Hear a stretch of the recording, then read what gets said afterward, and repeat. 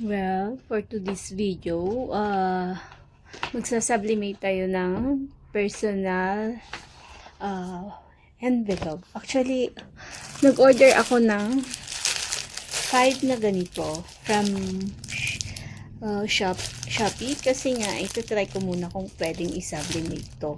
So, nag-try nga ako kanina. Na-print ko na yung aking yung ating tawag nito, image. Yan. Then, trinay ko na. So, ganito yung kinalabasan ng envelope. Ganyan siya. Kita ba? So, pwede. Pwede siya. Oo. Kala ko natanggal. Ganyan. Dito na lang sa likod. Diba? Or, ano mas maganda? Sa gitna na lang. Hindi. Sa na lang. Dito na lang sa right side. So, ngayon, isa-sublimate nga natin tong 4 na natira. Tamang-tama, 4 yung image din. So, i-cut natin.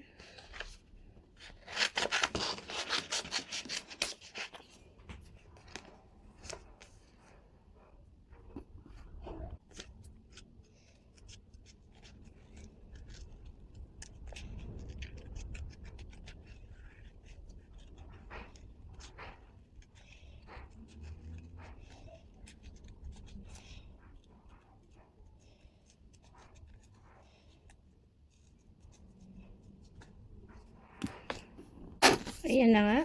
Nakat na natin yung 4 na image. Ayan. Nahulog yung isa. Umpisa na natin mag-sublimate ulit.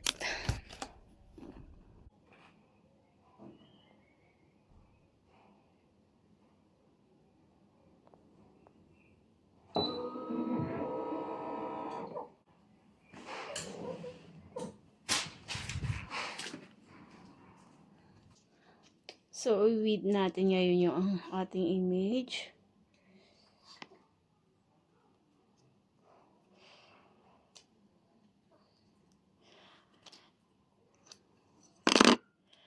Saka natin idikit sa particular area na gusto natin.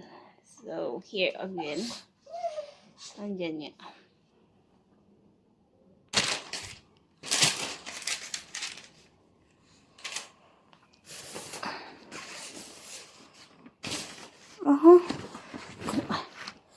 Ben, gumagalaw.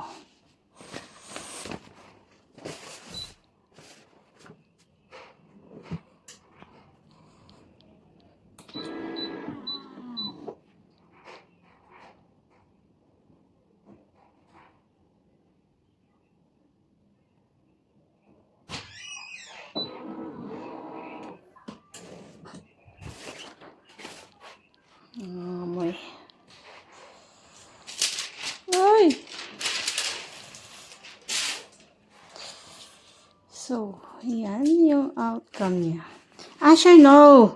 Don't go there!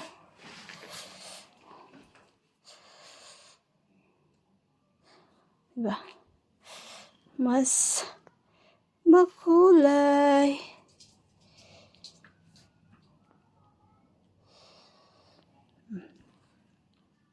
Ayan.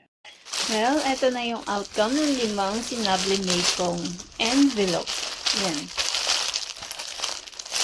Plum.